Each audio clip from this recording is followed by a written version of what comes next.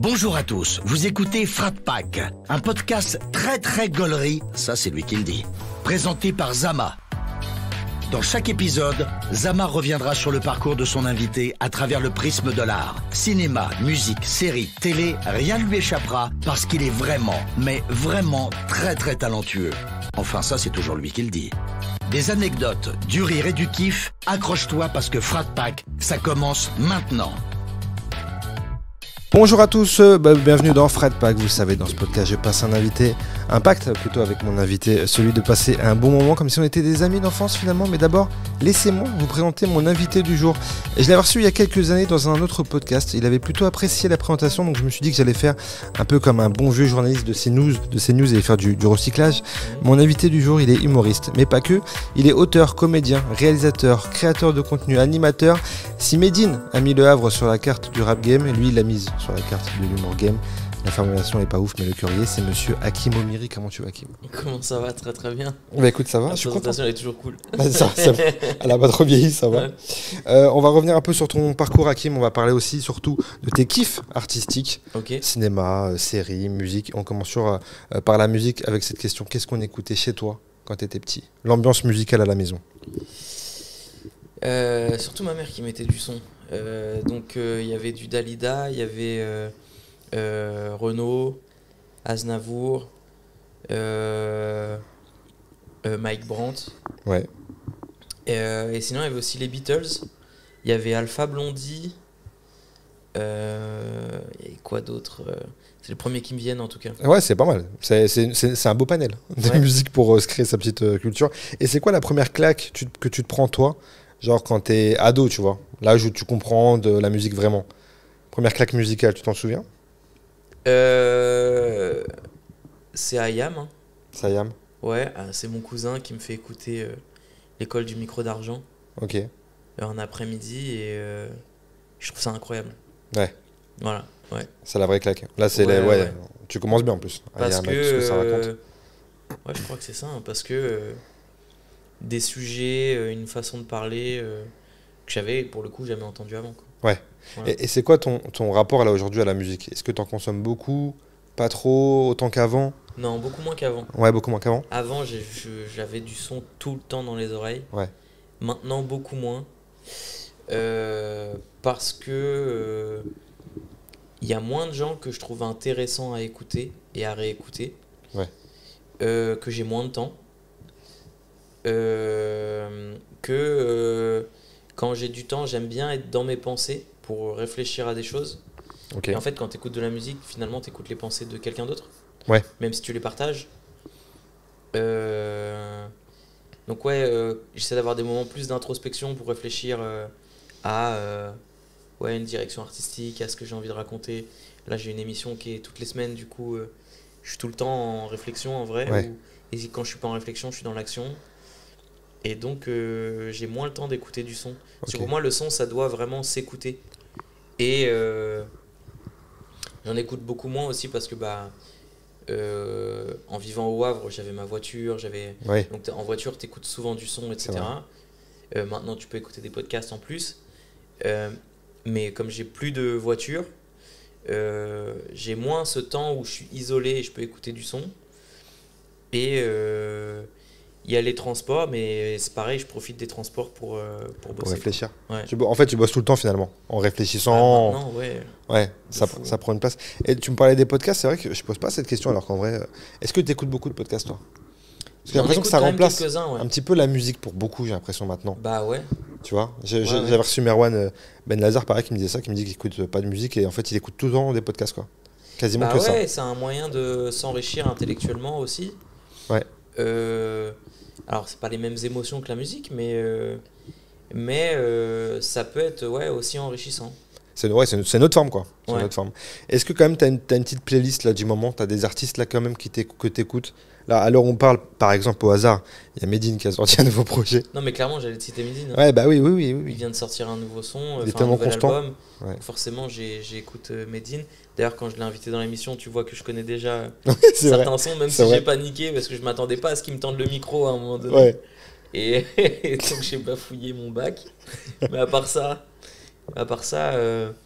Ouais, non, j'écoute encore de la musique variée. C'est-à-dire que j'écoute pas que du rap. J'ai toujours écouté toutes sortes de sons, du rock, du rap, de la soul, du R&B, de la musique des années 60, 50. Donc voilà, je continue de faire ça. Et le défaut que j'ai, c'est que je vais aimer un son et je vais pas forcément essayer de retenir le titre, l'auteur. Maintenant qu'on a Spotify, etc., je vais l'ajouter à ma playlist. Je vais l'écouter sans forcément retenir qui c'est, quoi. Ça, c'est un défaut que j'ai. Ce qui fait que des fois, on me dit des artistes et je dis ouais, non, je vois pas qui c'est, puis on me fait écouter le son. Je dis bah, non, si, je l'écoute totalement. En fait, c'était ça. Mais ça aussi, c'est un peu le symptôme du fait qu'il y a beaucoup de choses aussi. Voilà, une abondance de choses. Donc, on consomme et c'est aussi pour ça que dans la riposte, là, ton émission sur Nova. Mon émission sur Nova, on a fait 2 essais, du coup, Medine c'était le 2e. On va faire venir de manière un peu plus régulière des artistes pour chanter à la fin de l'émission, si c'est possible. Et toujours des gens engagés. Et si possible aussi des gens qui sont pas très connus. Pour mettre un peu de lumière sur ces gens-là aussi. C'est cool. Et donc voilà, lundi prochain, on a un nouvel artiste qui vient qui s'appelle Malik. Et on a hâte de le faire découvrir aux gens. Voilà. On reste dans ta DA, dans la DA de l'émission que tu as mis en place. Est-ce que ça t'arrive de travailler en musique? Tu sais, d'avoir un petit truc de fond quand tu écris, est-ce que ça peut t'aider dans la réflexion ou pas forcément? Tu as vraiment besoin de silence? Comme je te disais, en fait, moi, la musique, ça s'écoute. Donc oui. Donc, si je mets de la musique, c'est que je suis en train de faire un truc qui me demande pas d'utiliser mon cerveau. Typiquement, conduire, ça me demandait pas d'utiliser vraiment mon cerveau. Je pouvais écouter ce qui se disait, etc. Dans les transports, je peux encore le faire, etc. Mais quand je travaille, je peux pas mettre du son en parallèle parce que soit je vais vouloir écouter le son, soit, tu vois, mon esprit va être partagé entre... Il y a un côté de moi qui trouve ça irrespectueux de ne pas calculer le son qui se passe. Je vois, je vois très bien. Moi, ça m'arrive, mais par exemple, de mettre, par exemple, Sofiane Pamar, tu vois. Un truc où c'est du piano, où je sais, parce que je suis un peu comme toi, où du coup, je vais pas, mon cerveau il va pas s'éparpiller à essayer d'écouter les paroles, tu vois. S'il n'y a pas de paroles, c'est différent. Mais pour le coup, non, je ressens pas le besoin. Quand je travaille, je me pose. Et puis en plus, en ce moment, quand je travaille, j'échange des idées la plupart du temps. Quand on se pose vraiment, quand on se pose avec Kaza, mon co-auteur, ou avec Pierre Metzger pour avancer sur l'émission, on met pas de musique parce qu'on est en train de discuter, quoi. Donc oui, effectivement, ça, il n'y a pas trop de place pour la musique à ce moment-là. Malheureusement. On va revenir un peu sur ton parcours. Donc, on le disait, tu viens du Havre, tu montes sur Paris, tu cherches un peu le diplôme qu'il y a sur Paris pour justifier un peu le fait de monter, sur Paris, exactement. Master 2, si je dis pas de bêtises. Tu fais à droite à gauche. À côté de tes études, tu commences à faire un peu de scène. D'écrire aussi à ce moment-là, il y a un peu l'éclosion de YouTube avec tous les gros créateurs de contenu. T'écris un peu avec eux. De là, Golden Moustache te repère, tu commences à aller chez eux, à écrire. Et puis en fait j'ai l'impression qu'à chaque fois, ton parcours, ça a été une succession de trucs pour t'emmener encore à un truc plus grand. Ça a été un apprentissage. J'ai l'impression, en tout cas, quand je regarde, je me dis à chaque fois tu as fait ce truc-là, qui t'a emmené à ce truc-là. Peut-être que le fait d'écrire pour des gens, ça t'a ramené à Golden où tu as peut-être plus réalisé, mettre en place tes idées. Tu vois, j'ai l'impression qu'il y a eu un échelon. Il y a eu ça, mais il y a eu un moment où ça a bloqué beaucoup, quand même. C'est-à-dire qu'après Golden et ma chaîne où je fais des courts-métrages qui cartonnent, pour être honnête, à l'époque sur YouTube, ça fait des millions de vues. Normalement, l'étape d'après, c'est de passer à de la fiction, cinéma, série, etc. On nous propose d'écrire un film et ce film m'a fait perdre, entre guillemets, peut-être 5 ans de ma vie. Dans le sens où, à plusieurs reprises, on nous a dit il va se faire. Et à plusieurs reprises, c'est pas fait. En fait, le fait de nous dire qu'il allait se faire, ça fait que je prends pas de spectacle, j'avance pas en stand-up, je mets tout de côté parce que je me dis, je vais pas prendre des dates de tournée alors que je vais devoir les annuler si j'ai le tournage. Donc en fait, ce film bloque ma carrière pendant un certain nombre d'années. C'est pour ça que des gens me disent, t'avais disparu et tu réapparais. Parce que c'est souvent le problème. On ne sait pas qu'en dessous, pendant qu'on ne te voit pas, toi tu es en train de bosser. Je suis en train de bosser. En fait, je me dis au départ, je me fais un peu disparaître, je me fais un peu oublier, mais c'est pour revenir avec un truc plus gros. Et au final, le truc plus gros n'arrive pas. parce que je pense qu'on est réellement censuré ou bloqué. Il y a un truc qui va pas, en tout cas, dans le cinéma français. Ouais. Et du coup, je me dis, bon, bah, au bout d'un moment, en fait, je me dis, mais à la fin, ils veulent nous acheter le film, mais pas dans la version qu'on a écrit nous. Ok. Ils veulent rajouter des trucs qui sont racistes, etc. Et moi, je veux pas. Ok. Et ils m'ont dit, bah, si tu veux, on te le rachète et tu mets pas ton nom dessus. J'ai Ah dit, oui. quel intérêt d'avoir bossé pour un film, Ouais. de le sortir et de pas en être fier. Et s'il fonctionne, je dirais, bah, en fait, c'est moi, mais c'est pas moi. Oui, Et oui. s'il fonctionne pas, là, j'ai dit, non, soit on fait mon film, soit on le fait pas. Ouais. Et du coup, ils m'ont proposé une certaine somme. J'ai dit non, parce que je voulais pas que mon film devienne un film raciste. Et du coup, on l'a pas fait. Ouais, en fait, justement, je comptais t'en parler plus tard de ça, mais parce qu'effectivement, quand on s'était vu il y a quelques années, tu me disais ça en fait, justement. Tu me disais que c'était, je crois qu'on s'est vu en 2022. Ouais. Donc tu me disais justement qu'il y avait eu le Covid qui fait que ça avait été repoussé déjà, Ouais. ça, indépendant de. Voilà. Ouais. Qu'après, justement, au moment où on s'était vu, tu devais le tourner, je crois, l'été 2023 pour le sortir potentiellement en 2024, quelque chose comme ça. Donc en fait, et j'avais demandé plus tard pourquoi, enfin, où ça en était ce projet. Donc en fait, c'est ça quoi. C'est qu'en fait, En fait, ce qui s'est passé, c'est que le premier prod, il a lâché l'affaire. Ouais. On a récupéré notre film. On a tout de suite trouvé un autre prod qui était chaud pour le faire et tout ça, qui trouvait l'idée hyper intéressante et tout. Et en fait, on a fait une version qu'il a validée. Il a présenté ça à la distribution, donc les chaînes, les cinémas UGC, etc. Machin. Et ils ont fait des retours. Et du coup, il a dit qu'en gros, il fallait qu'on rechange la version. On ne comprenait pas ce qu'il voulait qu'on change. Il nous a dit, bah, si vous voulez, vu que vous êtes c'est plusieurs fois que vous réécrivez, etc. Si vous voulez, je vous propose quelqu'un qui va vous proposer des nouvelles idées dans le film.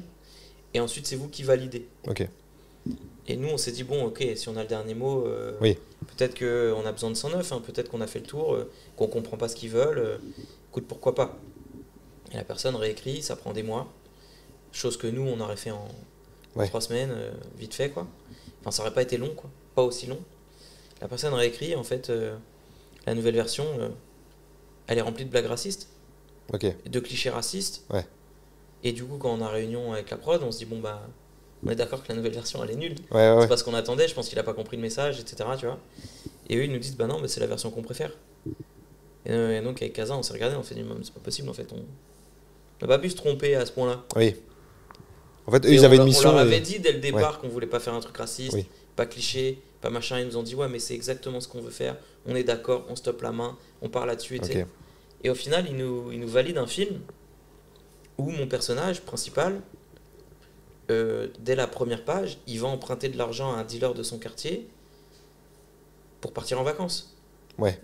On dirait les vannes, quoi. On dirait les vannes qu'on fait quand on... Tu vois ce que je veux dire ? J'ai trouvé ça horrible. Ouais, bah oui, c'est le cliché. C'est un film sur des gens qui partent en vacances et mon perso, il faut qu'il emprunte de l'argent à un dealer de son quartier. Ouais. J'ai dit, mais non, mais pourquoi Ouais, mais ça rajoute de l'enjeu. Mais non, mais en fait, non, en fait, la France d'aujourd'hui, c'est pas ça, quoi. Et chaque fois qu'on a l'opportunité de se montrer, on n'est pas... Enfin, ça m'a rendu fou. Ça t'a saoulé, ouais, bien sûr. Et donc, j'ai pas envie d'en reparler plus que ça parce que ça m'énerve. Je vois que ça t'énerve. Mais donc, au bout d'un moment, on se dit quoi ? On se dit, vas-y, il faut accepter que ce film-là, on a passé des années à l'écrire, qu'en fait, il a été bloqué volontairement, que c'est pas nous le problème, et que au final, il faut qu'on arrête d'essayer de faire de l'art quand dans le processus, il y a des commerciaux qui doivent valider quelque chose. Oui. Des commerciaux, des marketeurs, des connards, en fait. En vrai, des gens qui connaissent rien à l'art. Avec Kazan, on s'est dit, viens, en fait, vas-y, ce qu'on sait faire, c'est du stand-up. On va retourner sur le stand-up parce qu'on a perdu du temps. On retourne sur le stand-up et on va faire un spectacle où on a besoin de le valider par personne. On va dire ce qu'on a envie de dire et si ça plaît pas aux gens, tant pis. Et ceux à qui ça va plaire, et bah, c'est cool, ils viendront voir le spectacle, et ceux qui ça plaît pas, et bah, ils viendront pas, et puis fin. En fait, j'ai l'impression que pour les artistes comme toi qui veulent défendre des idées, qui ont des convictions, etc., et qui veulent pas rentrer dans un système qui leur convient pas parce que c'est pas toi, en fait. En fait, souvent, j'ai l'impression que c'est le seul moyen, ça, de faire directement ce que tu veux sans passer par personne, même si la voie est beaucoup plus compliquée, forcément. Ah ouais, de fou. C'est normal parce que... C'est plus compliqué, mais quand ça commence à fonctionner, c'est déjà plus intéressant. Et surtout, le fait d'être indépendant, il n'y a personne qui va me dire ça, on le fait pas. Et ça, c'est primordial pour moi. C'est fini de devoir faire des compromis éclatés. sur des sujets où je sais que j'ai raison. Ouais. Bah, ça me fait penser à mon frérot que j'embrasse, Kevin Razi, qui tu vois, qui est dans ce truc-là de... Pareil que ce que tu disais tout à l'heure, de quand tu bossais sur ton film et que les gens ne te voyaient pas, pensaient que tu n'étais plus là. Ouais. Lui, en fait, a eu le même truc où il bossait sur un truc qui s'est jamais fait, et donc les gens ont dit mais en fait le gars il est mort en fait, mais c'est juste qu'il il bossait en fait la même histoire que toi sur un autre projet, et du coup lui aussi aujourd'hui il est dans le même état d'esprit que toi, de se dire en fait je passe par ce que j'ai envie de faire moi pour pas être dans ce truc là, mais effectivement c'est la voie, mais après la voie est difficile, mais si tu y arrives, je pense que il y a encore plus de fierté finalement d'arriver, de briller. Moi j'ai vu ton spectacle hier, c'est trop bien j'imagine d'avoir une salle qui adhère à ce que tu dis, et d'être passé par ton propre chemin, de l'avoir fait toi-même, quoi. C'est encore plus gratifiant à la fin. Là où c'est vraiment cool, c'est que moi j'écris ce spectacle pour évacuer les idées que j'ai en tête qui me rendent triste, et pour en faire des blagues, pour le mieux l'accepter, etc. Et que tu l'as vu à la sortie du spectacle, les gens ils viennent me voir en me disant merci parce qu'on a besoin d'entendre ça pour se sentir moins seul. Parce que les gens ils se sentent seuls parce que dans les médias il n'y a que des idées anxiogènes, racistes, stigmatisantes, déprimantes, on joue sur les peurs des gens. Et donc le fait de se rendre compte que tu es dans une salle avec un artiste qui dit des trucs avec lesquels tu es d'accord, et de voir que la salle elle est pleine, et de voir que tout le monde rit ensemble dans la même direction, ça fait vraiment du bien aux gens, quoi. Ouais, complètement. Bah, en fait, tu sais, c'est ce truc-là, je me faisais cette réflexion, je vais te dire un truc, tu vois, auquel tu n'as rien à répondre parce que c'est même gênant. Mais tu vois, moi je fais de la radio en ce moment, et un matin, je regardais une de tes chroniques. Tu n'avais pas encore ton émission. Et j'étais là et tout, donc je regarde pendant la pub, je regarde ta chronique et tout, comme d'hab, parce que moi en fait, ce que tu fais toi, c'est ce que je pense moi aussi, ce que tu disais là, où il y a des gens qui se sentent moins seuls, tu vois, et donc quand je vois ça et tout, et je me dis, mais en fait, qu'est-ce que je fais moi là? Je suis en train de raconter l'histoire du boucher du coin pour divertir des gens, alors que, bon, c'est cool parce que les gens ont besoin d'être divertis, mais genre, moi, au fond de moi, c'est pas, en fait, je me dis, il y a des outils là, les réseaux en l'occurrence, qui sont très importants, dont certaines personnes savent très bien s'en servir pour eux. Et en fait, je me dis, j'ai envie de moi aussi. En fait, quand je vois ce que tu fais toi, je me dis, mais moi aussi, en fait, j'ai envie d'essayer de faire un truc à mon petit niveau, tu vois, pour essayer de. Peut-être pour faire réfléchir des gens aussi, tu vois, ce truc-là. Et j'ai l'impression qu'à l'époque, il y a 20 ans, quand il y avait des mecs comme Jamel qui venaient d'arriver et que tout d'un coup, on voyait des gens auxquels on pouvait s'identifier, et ben, j'ai l'impression que des gens comme toi, je pense à toi, à des gens comme Walidia aussi, tu vois. Maintenant, j'ai l'impression qu'avec la société d'aujourd'hui, quand certains vous voient, on a aussi cette identification-là, tu vois, qu'on peut se dire, en fait, il y a des gars qui peuvent le dire aussi, tu vois, et il n'y a pas que ce qu'on voit tout le temps, ce que tu disais, les mêmes discours, tu vois, horribles et tout qu'on entend tous les jours et qui matrixent les gens.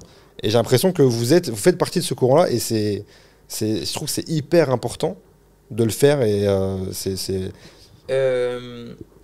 alors oui, les réseaux sociaux permettent de prendre la parole librement, mais l'algorithme est fait de telle sorte que ton message ne soit pas vu, par contre. C'est vrai, c'est ça. Parce que moi, je fais des vidéos sur des sujets graves. Et ces vidéos sont, comme on dit, shadow ban. C'est-à-dire qu'elle n'est pas bloquée, la vidéo, mais elle est vue par très peu de gens. Elle n'est pas mise en avant. Pas du tout. Et les gens qui la voient, c'est parce que soit il y a du monde qui a été tagué dessus, soit ils se l'envoient. Mais l'algorithme ne fait absolument pas son travail, pour pas dire ne fait l'inverse. Pour ce type de sujet. C'est-à-dire que ce qui est mis en avant, c'est ce qui va t'abrutir, ce qui va te faire monter la haine, c'est tous ces trucs-là. Tout ce qui va permettre de t'instruire, de t'élever, de peut-être te rendre plus actif dans ta société et d'amener du positif, ça, c'est pas mis en avant du tout. Complètement. Et d'ailleurs, c'est le constat de tous ceux qui font le contenu que tu fais. Et tu vois, quand on s'était vu il y a quelques années, justement, tu me disais que tu n'étais pas trop réseau. Enfin, tu en parles aussi dans ton spectacle, tu es plus sur Twitter, de manière un peu politique. Mais là, c'est plus pour choper des infos. Ok. C'est pour défendre un peu tes idées. Parce qu'en vrai, j'aurais pas besoin de... J'aurais pas à piocher toutes ces infos-là. Je ferais pas ce métier, j'aurais pas de réseau. Oui, voilà. C'est ce que tu m'avais dit. Et j'ai l'impression que finalement, maintenant que tu as ton émission de radio, et que du coup, tu peux poster des choses qui te ressemblent vraiment, plutôt que pas faire... vu que c'est pas ton truc les réseaux, de faire un truc d'humoriste, de poster des passages, des impros, enfin c'est ça ce que tu fais, tu vois. Les impros, ça m'intéresse pas. C'est pas ton truc déjà, et donc là j'avais l'impression que du coup, vu que tu as ton émission où tu peux défendre tes idées, t'as trouvé un compromis finalement d'être sur les réseaux tout en véhiculant des idées à toi en fait. Ouais, c'est ça, c'est que je partage du contenu mais qui est pas insignifiant. Ouais. Oui. Tu vois, c'est ça qui compte pour moi en fait, parce que poster pour poster, en fait l'algorithme il est, j'ai presque envie de dire, il est contre l'humain, dans le sens où pour te mettre en avant il faut que tu postes tous les jours. Il te demande d'être créatif tous les jours. Ouais. Parce que c'est impossible d'être intéressant tous les jours, créatif, enfin c'est très compliqué quoi. Ouais, bien sûr, bien sûr. Et là actuellement je le suis. Parce que je fais une grosse émission que je découpe, mais c'est des sujets qu'il n'aime pas, et du coup il ne les met pas en avant. Oui. Donc en fait c'est jamais suffisant, tu vois. Ce qu'il veut, c'est que tu mettes des trucs, des pranks qui sont néfastes, mauvais exemple pour d'autres gamins, tu sais, des trucs qui se passent dans la rue, de la sexualité, parce que j'ai repris Snap juste pour poster, là ça fait une semaine, j'ai repris Snap pour poster des chroniques, parce que je me suis dit, quitte à poster mes chroniques, autant les poster partout. Et puis tant pis si c'est pas beaucoup vu, les quelques personnes qui le verront, ils auront vu quelque chose j'estime un peu intéressant. Et en fait, quand j'ouvre Snap, mais c'est quoi cette application de merde? Tous les contenus qui sont mis en avant dessus, mais c'est fou. C'est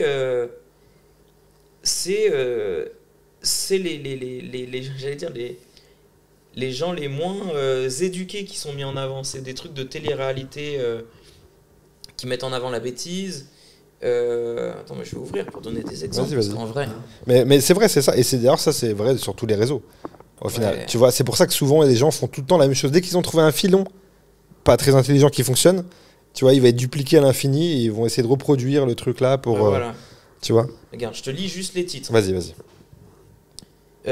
Il a mis un coup de pression à la soirée de ses voisins. Il perd son calme et son emploi. Il transforme sa Ferrari en Peugeot. Bon, à la limite.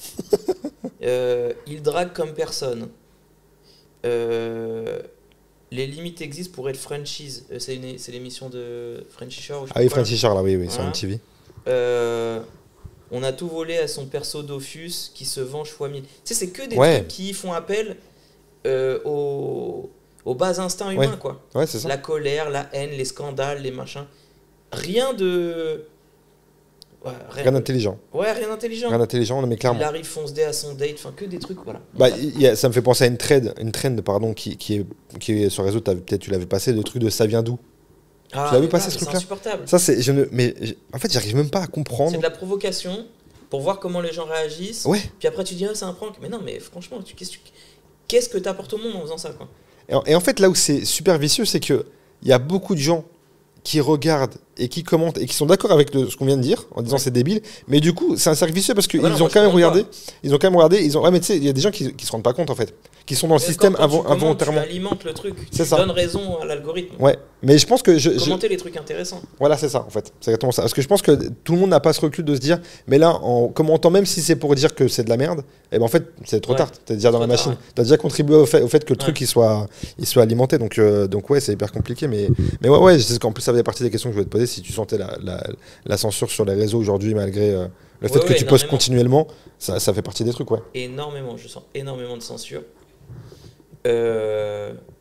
Parce que j'ai posté un spectacle qui s'appelle Fragment sur YouTube, qui, j'ai de la chance, a bien fonctionné et qui m'a permis de lancer le nouveau spectacle en texte que je fais là. C'est-à-dire que le fait de donner un spectacle entier, ça a rassuré les gens sur le niveau que j'avais sur scène, sur ce que je racontais sur scène, sur comment je parlais aux gens sur scène. Et du coup, ça a motivé beaucoup de gens à venir me voir en spectacle. Et du coup, découvrir le nouveau spectacle. Ce spectacle-là, Fragment, c'est que des anecdotes de ma vie qui sont vraies, que je mets pour faire passer un message qui est plus ou moins subtil, mais c'est des anecdotes assez légères malgré tout, ou en tout cas, j'arrive à les tourner de manière légère.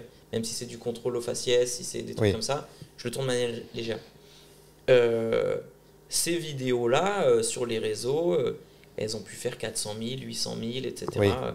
Tu vois, l'algorithme me suivait sur ça. Dès que je suis arrivé à parler de la Palestine, les vidéos, Là, quand je poste des trucs, ça peut faire 5000, 6000. Ouais. Tu vois ce que je veux dire? Ouais, bah oui.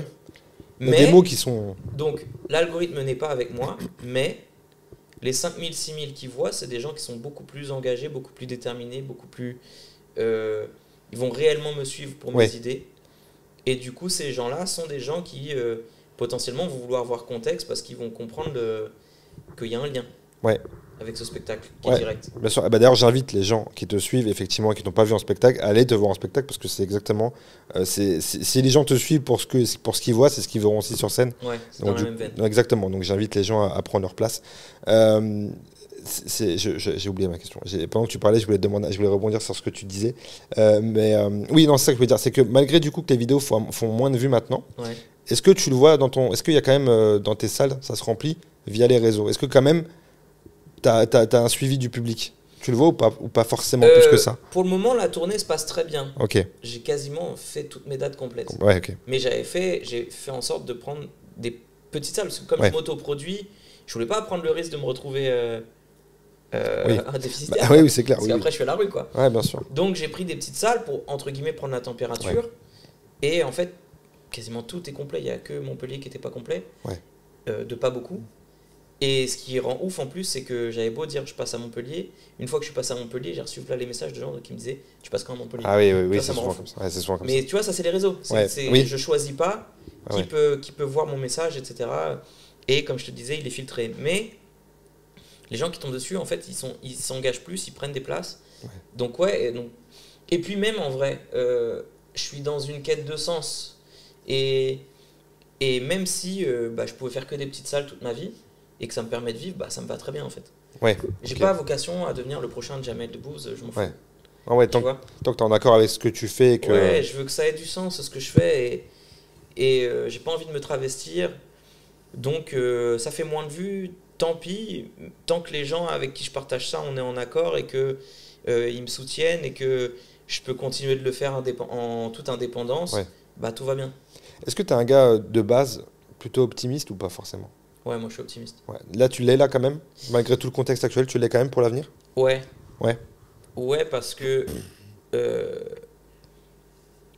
les gens, quand même, ouvrent les yeux au fur et à mesure. Ils voient dans la merde dans laquelle ils sont. Ils voient les scandales qu'il y a avec la Macronie, avec les droitards, etc. Ils voient toute la corruption qu'il y a. Et au bout d'un moment, donc oui, il y a beaucoup de gens qui sont racistes, c'est vraiment les plus actifs, c'est ceux qui votent le plus, etc. Machin. C'est pour ça qu'on a l'impression qu'ils sont nombreux. Mais en vérité, le premier parti de France, c'est l'abstentionniste. Oui. Et donc,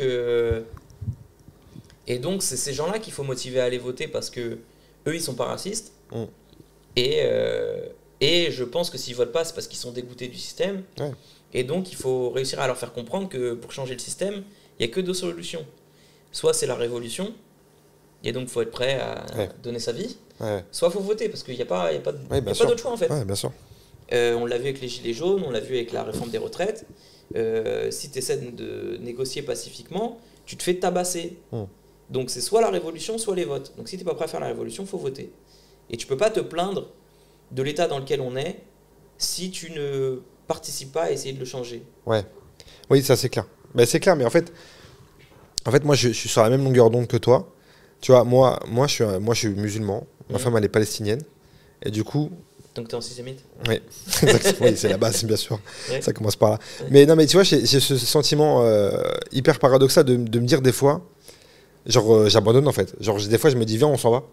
Ouais, genre viens, on quitte la France, tu vois. Et parce que... Mais en même temps je me dis mais en fait non, parce que je kiffe ce pays mine de rien, tu vois. Ouais. Genre il y a plein d'opportunités, on peut faire beaucoup de choses.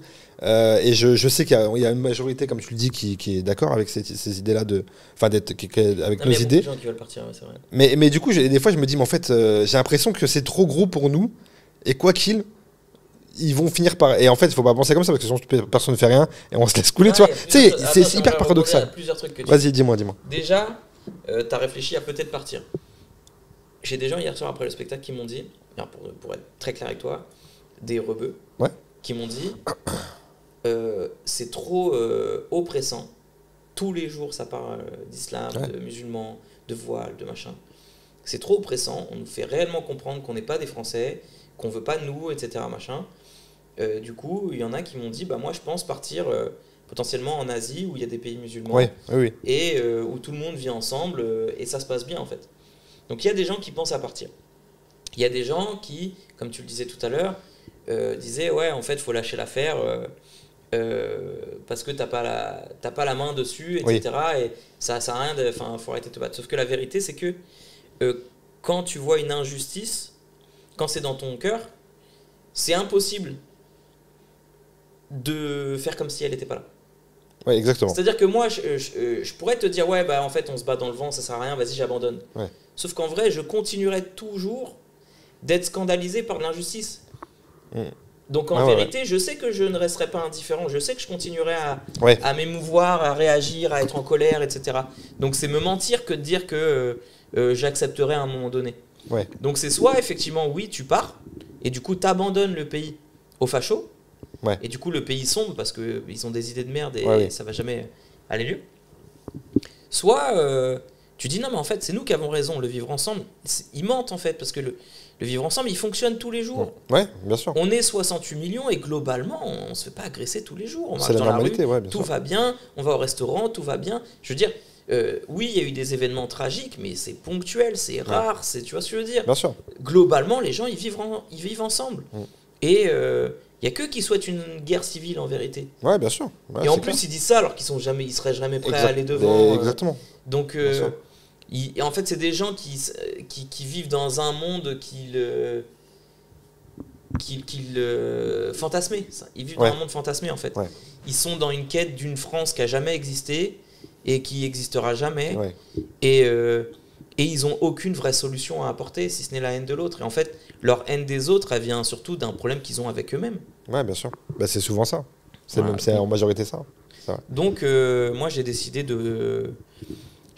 à mon humble niveau de dénoncer ce que je trouvais injuste en essayant que ça fasse écho à d'autres personnes, qu'on réalise qu'on est nombreux, parce que si on écoute les médias, on est minoritaire. Ouais. Mais en vérité, on est nombreux. Bien sûr. Il n'y a qu'à voir aux dernières élections législatives, ils avaient dit que, de longue date, que Bardella il serait Premier ministre parce qu'ils arriveraient en tête, etc. Avec, je sais plus, 270 députés. Oui, je crois un truc comme ça. Ouais. Ils se disaient ça au début. Hein.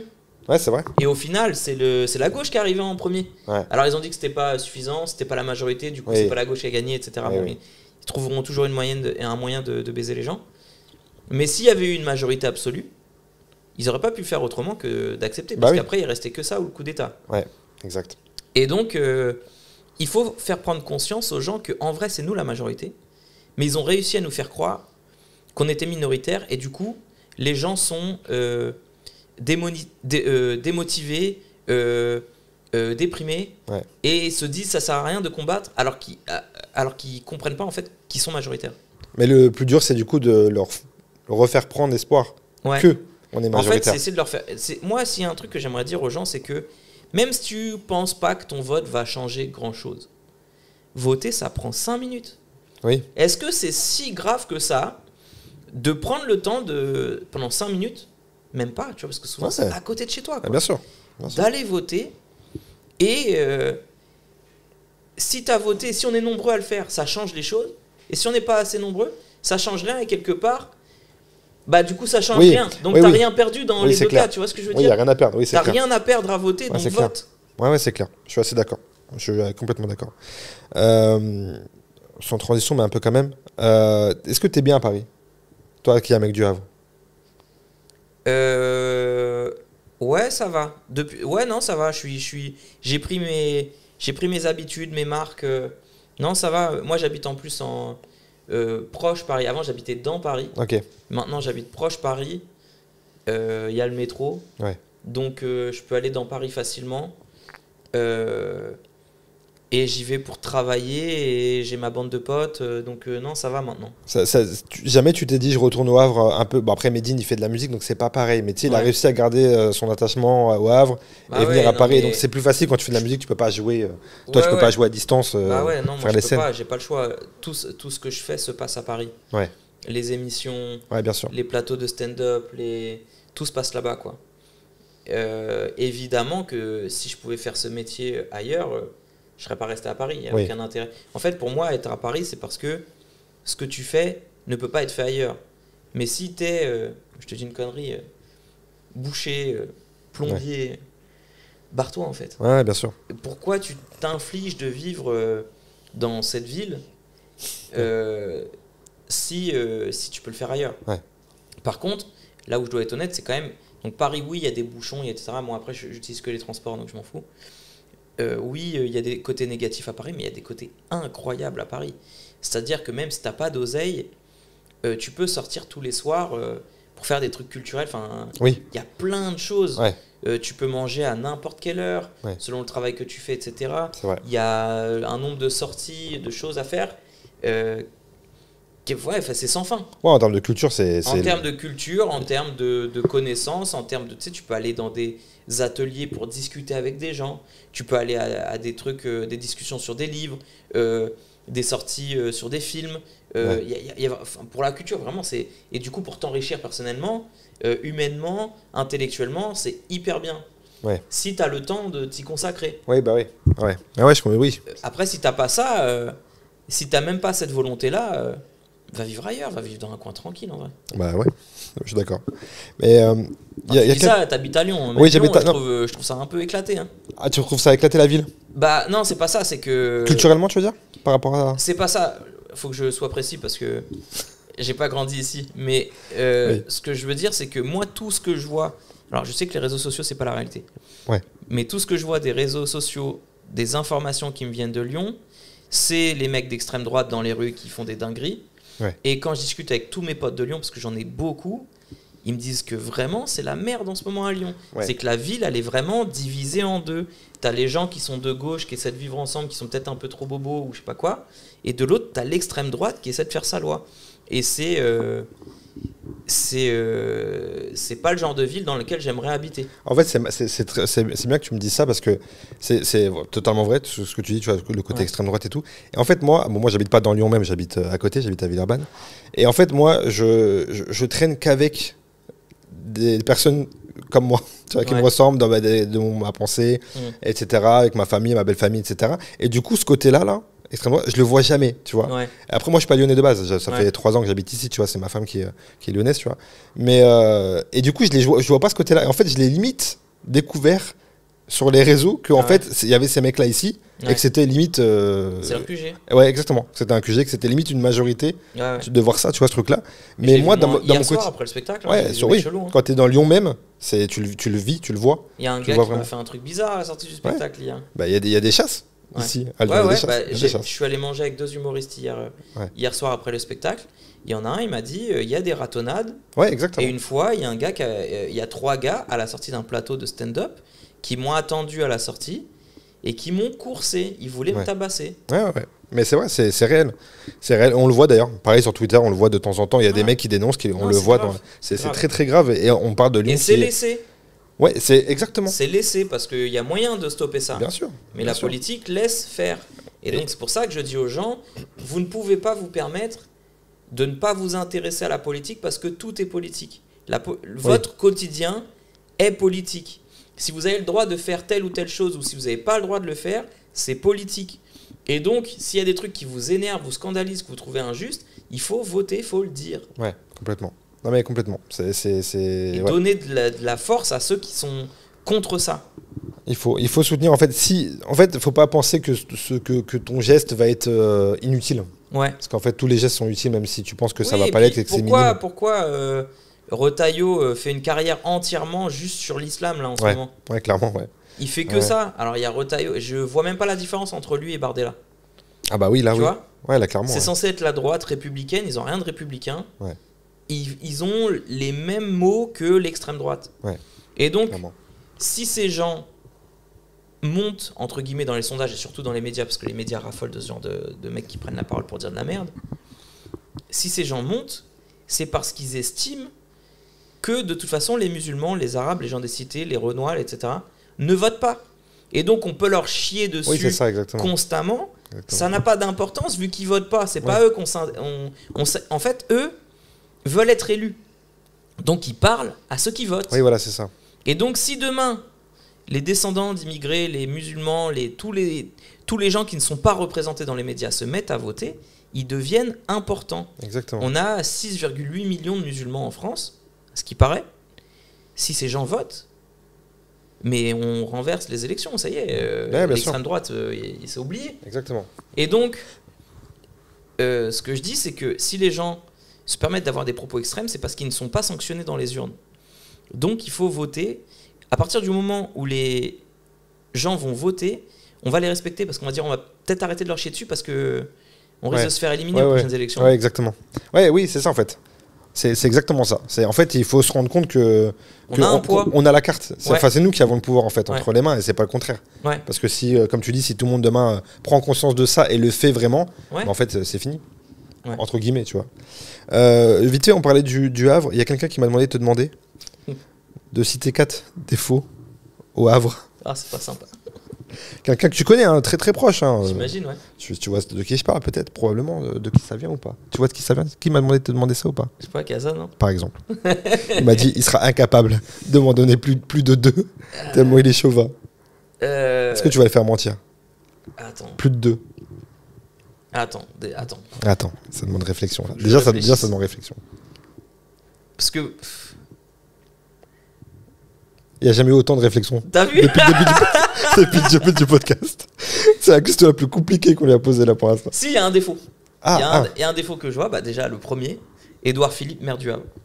Très bon défaut. Très gros défaut. Ouais, exactement. Très gros défaut. Exactement. Les gens se sont fait avoir parce que la droite a des connexions avec des grosses entreprises, etc. Surtout quand il y a des ports, etc. Ouais. Beaucoup d'argent à se faire. Ouais. Et donc, ils ont réussi à dynamiser certaines activités au Havre. Ok. Et ça a été bien fait, c'est vrai. Mais c'était pour enrichir des potes à eux. Et puis là, il a une affaire sur le dos. Du coup, il y a eu des saisies à la mairie du Havre, etc. Machin. Donc, c'était pas fait gracieusement. Okay. Donc, maire du Havre, Édouard Philippe, je pense que c'est une connerie. C'est pas mal, ça. Je pense que ça compte pour 2. Je te promets que j'allais dire exactement la chose. Dire ça, déjà, ça vaut pour 2. Qu'est-ce qu'il y a encore qui peut être négatif au Havre? On voit qu'il aime le Havre. Non, et pour de vrai, c'est vraiment une ville agréable. J'y suis jamais allé, mais... C'est vrai. Si, il y a un défaut. Mais je sais pas, ça fait des années qu'on nous parle du train Paris-Le Havre en 1 heure. Ah oui. Parce que c'est vrai ça. C'est à 2 heures Le Havre de Paris. Ouais. Parce que c'est un TER. Ah oui. Et en fait, dans toutes les autres directions, tu as un TGV. Mais pour aller au Havre, il n'y a pas le TGV. Ok. Une des raisons, c'est que il y a des gens qui habitent à 1 heure de Paris en banlieue, avec un RER. Ouais, bah oui. Et si d'un coup, tu es à 1 heure de Paris, en bord de mer, mais c'est sûr que ces gens-là, ils vont aller habiter au Havre. Ouais. Déjà, après le Covid, les prix ils ont flambé au Havre. Ça, c'est un défaut et une qualité en même temps. Je sais pas comment le dire comme ça, mais les prix ont flambé au Havre parce que les gens se sont réalisés, mais attends, on n'est pas loin de Paris. Il fait bon vivre. C'est pas cher. Donc, l'immobilier a augmenté de fou parce que les gens ont voulu acheter là, quoi. C'est marrant. Moi, je sais pas si tu connais Bourges. Ouais. Dans le centre. Moi, je viens de là. Et il y a pas le TGV. Et pour aller à Paris, t'en as pour, je sais pas, je crois 2h30, 3h. Et en fait, depuis des années, moi je suis parti de là-bas il y a très longtemps, il y a le truc de ce TGV qui va arriver. Et en fait, on nous l'a vendu plein de fois. Les municipalités ne voulaient pas parce qu'ils disaient, ouais, mais après, ça va attirer tous les Parisiens qui vont venir ici, etc. Et machin, c'est mort. Et en fait, c'est la même problématique. C'est ça, et en même temps, d'un côté, je me dis,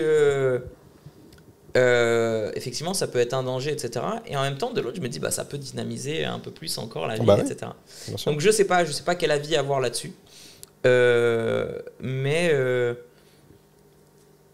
voilà, ça c'est le défaut qui me vient, c'est que il pourrait y avoir un TGV en vrai. Après, il y a aussi un autre truc, c'est que entre les deux, t'as Rouen. Ouais. Et si en vrai, là actuellement c'est Rouen qui a 1 heure de Paris, et du coup il y a beaucoup de Parisiens à Rouen. Ok.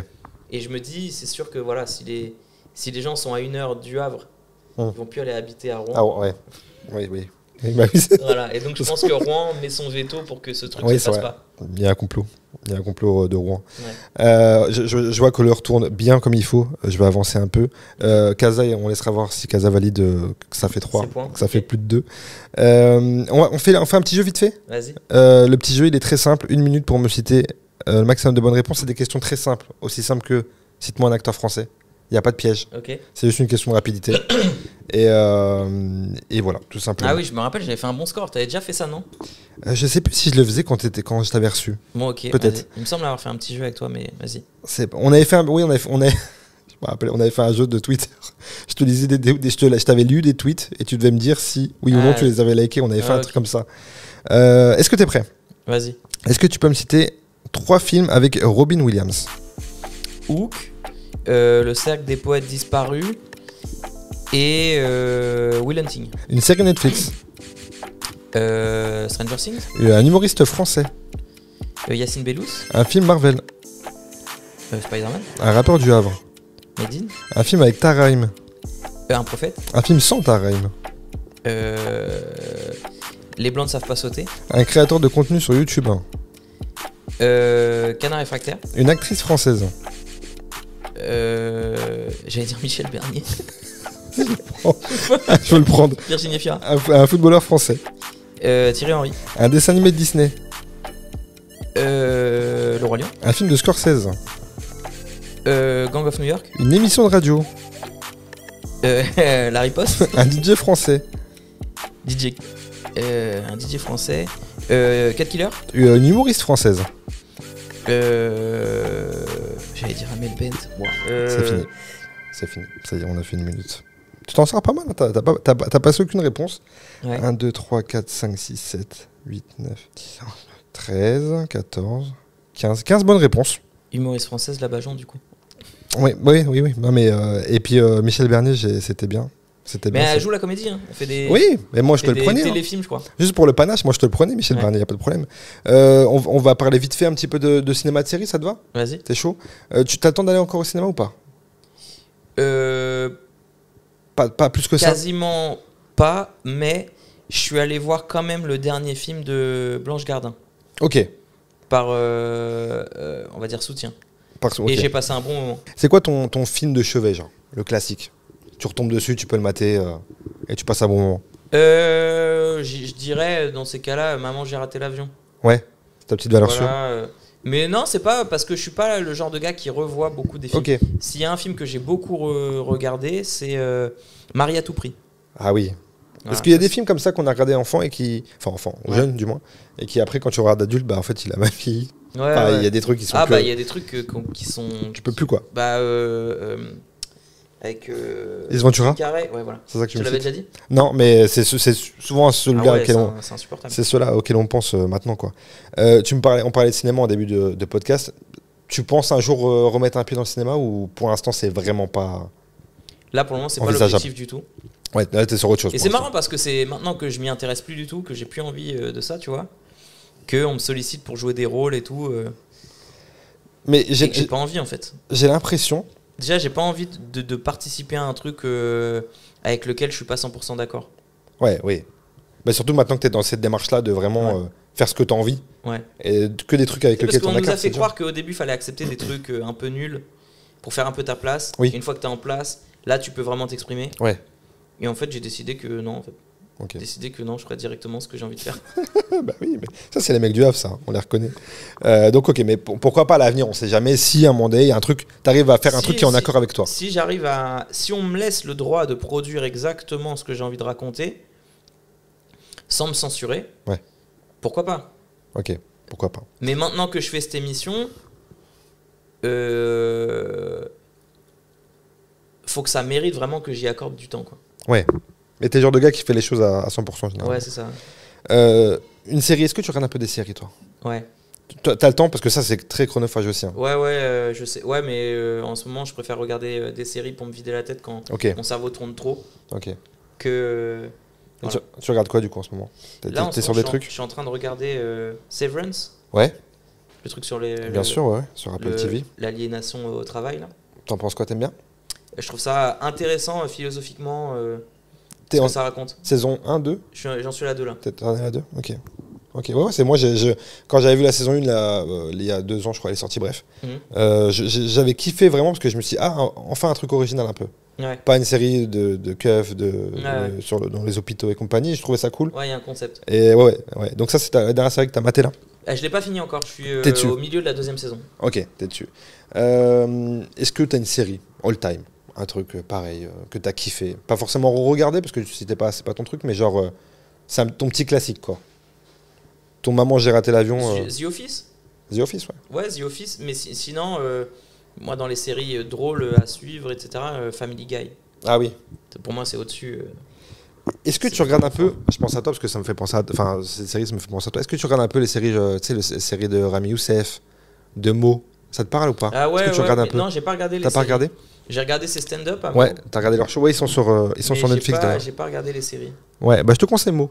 Je Ok. te conseille la série Mo, du coup de. C'est plusieurs fois qu'on me le dit. Ouais, de Mo l'humoriste palestinien qui fait une série sur ça et je trouve ça super fort. Je sais plus si j'ai déjà dit dans ce podcast, mais bref, je leur dis. Il y a pas de spoil, mais dans la parce qu'il y a que 2 saisons. Donc ça raconte son histoire à lui en Amérique de famille palestinienne. Ouais. Et bref, il y a une scène dans un épisode, dans la saison 2, qui est la dernière saison, où il est dans une mosquée en train de faire l'appel à la prière, tu vois. Et je me suis dit, cette scène dans une série. Mais je crois que j'ai vu cet extrait. Tu l'as vu cet extrait? C'est possible. Il a posté sur ses réseaux. Parce que, en fait, je confonds parce qu'en même temps, j'ai vu un documentaire sur lui. Ah oui. Qui va en Palestine, qui découvre une mosquée là où étaient ses parents ou un truc dans le genre. Ouais. Un truc comme ça. Alors, je sais pas s'il a fait le documentaire avant la série ou non. Mais c'est dans la série, ça les raconte. Donc, je sais pas, moi, j'ai pas vu le doc. Donc, je sais pas si c'est le doc et après, il a fictionné ça. Ouais.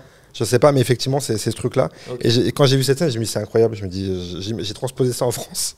Je me suis dit, bon, moi, ça n'existe pas en France, ça n'existera jamais. Et je me suis dit, j'ai kiffé voir ça sur Netflix, qui est Netflix, avec Netflix, tu vois ce que ça représente, de voir ça. Donc, c'est une série que je te conseille, que je conseille aux gens de mater ça. On va arriver à la fin de ce podcast. Hakim, quand même, on va parler de ton spectacle, contexte, que j'ai vu ici, que j'ai kiffé. On le disait, tous ceux qui te suivent sur les réseaux et qui aiment ton travail, je vous invite à aller voir ce spectacle parce que vous allez retrouver le Hakim que vous kiffez. Tu nous racontes quoi dans ce spectacle en gros? Plusieurs choses. Il est pédagogique, je dirais, même si c'est pas un mot très fun. Mais j'ai l'impression qu'en tout cas, on peut y aller et apprendre des trucs en rigolant très fort.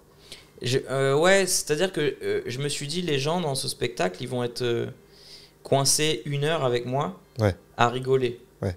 Autant les faire rigoler sur des trucs qui vont pas les rendre plus bêtes. Oui, ok. Et donc avec Kaza, parce que c'est lui aussi qui m'a poussé à écrire ce spectacle. Ok. C'est-à-dire que à la fin du premier spectacle, il y a le Covid, etc. Je me dis, bon, sur quoi j'enchaîne et tout. Je voulais aller dans des messages plus clairs, plus revendicatifs, mais je savais pas sous quelle forme, etc. Et Kaza m'a dit, tu parles de à chaque fois qu'on se voit, on parle de politique, on parle d'engagement, on parle de tout ça. Il fait un spectacle qui ressemble à ça, en fait. Enfin, un spectacle qui te ressemble, ce sera plus naturel, ce sera plus facile à faire. Je savais pas si j'étais capable de le faire. Il m'a encouragé à écrire. Ce que j'ai fait, je lui ai envoyé un texte, il a relu, il a rajouté quelques trucs. Je l'ai récupéré, j'ai rajouté quelques trucs sur ces trucs. Je suis allé faire la soirée première fois de Yacine Bellous, qui est une soirée où on doit faire un texte qu'on n'a jamais joué ailleurs. Ouais. Je l'ai fait, ça a été un carton. Et surtout, j'ai senti qu'il y avait une écoute que j'avais jamais eue jusqu'ici, dans la salle.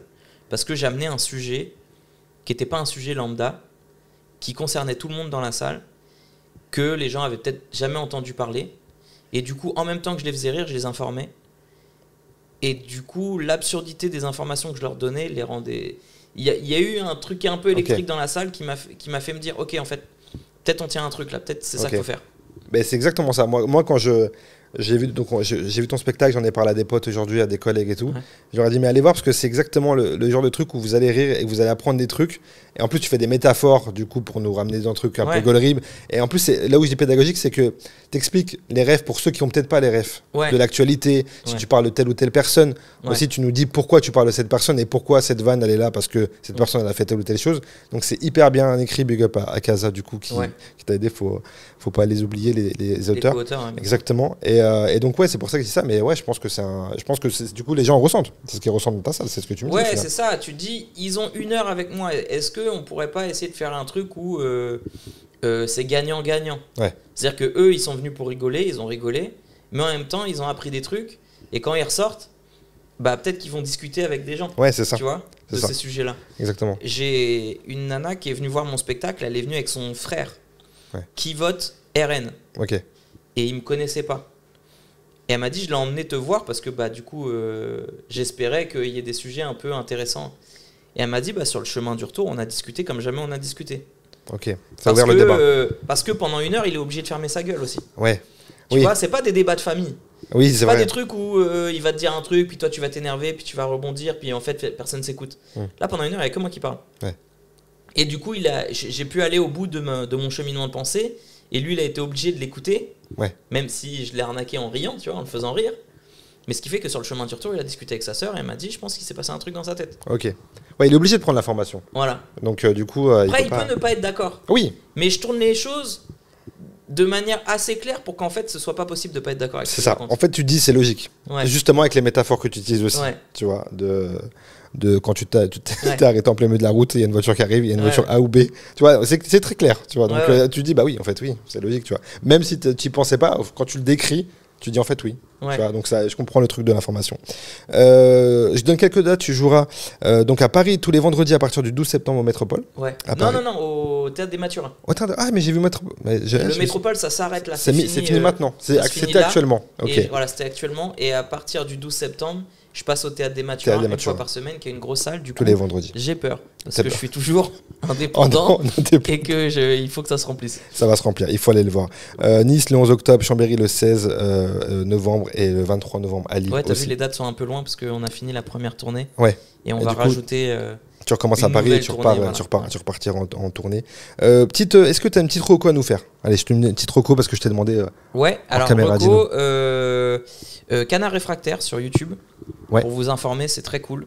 C'est un mec qui vulgarise l'information, Ok, ouais. qui la rend accessible pour tout le monde, qui fait même une sorte de météo des luttes en disant bah, dans tel coin, ils essaient de se mobiliser pour ça, ça, ça, Ok, etc. très bien. Donc c'est très cool. Canard Réfractaire, il est sur YouTube, mais ils sont aussi sur tous les réseaux, TikTok, Instagram, etc. La riposte, tous les mardis en intégralité sur Nova. Évidemment. La dernière, Évidemment. avec Guillaume Meurice tous les dimanches en direct sur Nova. J'aime beaucoup ce que font Nova. J'aime bien le tournant qu'ils ont pris là. Ouais, il s'est passé un truc. Ah ouais. Je sais que je vais oublier des choses. Le Havre. Glu Patate. Glu patate. Voilà, Je si connais tu connais pas. pas Non, Glu je connais Patate, pas. c'est un compte Instagram et TikTok, etc. qui fait des compiles de moments politiques Ok. et qui souvent tourne les droitards en ridicule. Ok. Et c'est très drôle et c'est très efficace. Glu patate. Donc Glu Patate. Ok, très bien. Bah, je prends note. Et dernière petite séquence, un cadeau, le cadeau de l'invité. Il est là, juste là. Je te le donne tout de suite. Regarde. Ah ouais? Bien sûr. Regarde, il est là. Tiens, je te laisse. C'est trop l'ouvrir. sympa, je savais pas qu'il y avait un cadeau. Mais bien sûr, t'es fou quoi. Il y a un budget en fait pour ton truc. Il y a des racistes ici. Non, il n'y a pas de budget là. J'ouvre, hein. C'était le cadeau de mon fils ou le tien. Bon voilà. C'est un truc qui voulait plus. C'est un truc que vous voulez plus. C'est le dernier Choupi. J'espère que tu l'as pas. Alors attends, je vais Vas-y, poser le micro. Vas-y, pose le Ou alors micro. tu- Je te débarrasse. Je te débarrasse. Allez-y, monsieur.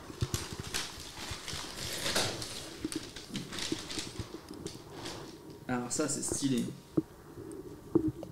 Alors ça mon gars c'est stylé. hein. Je m'attendais pas à ça. hein. Tu t'attendais pas à ça, c'est vrai? Ah ouais, ça me fait vraiment plaisir. Est-ce que tu peux nous dire pour ceux qui écoutent et qui ne regardent pas peut-être? Alors c'est l'album L'école du micro d'argent. C'est en 33 tours. Ouais, exactement. Mais il est trop classe. Voilà, je sais que c'est l'album qui t'a marqué. Ah ouais, tu me disais, il m'a celui que ton fait- cousin il m'a t'a introduit fait, au rap. t'as fait découvrir et qui t'a jamais voulu te prêter. Après il y a eu NTM, etc. Plein d'autres artistes, Sniper. Ouais, bien sûr. Voilà, enfin je vais pas tous les citer, mais le premier c'est celui-là quoi. Et d'ailleurs, tu sais quoi, il y a une semaine, si je me trompe pas, il y a une semaine, j'ai reçu un message de Akhenaton. Ah ouais, c'est vrai? C'est dingue Ouais, pour moi. Akhenaton, c'est un mec aussi très engagé, donc du coup, j'imagine Bah, qu'il il se a reconnaît vu des dans. vidéos de moi Ouais. qui parlaient de la Palestine puis d'autres sujets. Ouais, Il a mis ça dans sa story sur Instagram ok, et du coup j'ai la possibilité de lui répondre vu qu'il m'a partagé, oui. tu vois. ok. Donc j'étais obligé de lui dire à quel point il m'avait aidé à grandir dans tous les sens du terme, tu vois. C'est trop bien parce qu'il t'a aidé à grandir, comme tu viens de le dire. Ouais. Et peut-être qu'aujourd'hui, il se dit, tiens, c'est cool qu'il y ait un mec comme ça qui dit aussi ce que Ouais, je ouais. pense dans les médias. Donc en fait, vous vous rendez peut-être service mutuellement Ouais, on se renvoie la balle, sans ouais. se rendre compte, finalement. Donc c'est cool. Ouais, bah, je suis un peu ce qu'il a semé, ouais, quelque part. Ouais, Ouais, en vrai, ouais. C'est vrai. hein. C'est un peu ça. Mais ouais, Donc, trop bien cet album. Mais non, mais même juste le logo, enfin, il est trop beau. Quoi. C'est trop beau. Ça va totalement être en déco chez moi. hein. Bah parfait. Voilà. C'est Merci nickel. beaucoup. hein. Merci à toi, Hakim. Contexte, ton spectacle, je le rappelle, à partir du 12 septembre, au Ouais. Théâtre des Mathurins, comme je l'ai dit depuis le début. Ouais, tu t'étais pas trompé, je me rappelle. Non, tu te rappelles, parce que tous les vendredis, sur tes réseaux sociaux, allez le suivre, allez liker, allez soutenir les gens comme lui. Merci. Moi, je te dis merci. Pas que d'être là, mais merci du taf que tu fais, parce C'est que gentil. Merci ça beaucoup. fait vraiment, ça fait du bien et ça donne de la force. Et puis voilà. Bonne continuation à toi. Merci mon gars, à très vite. À très vite.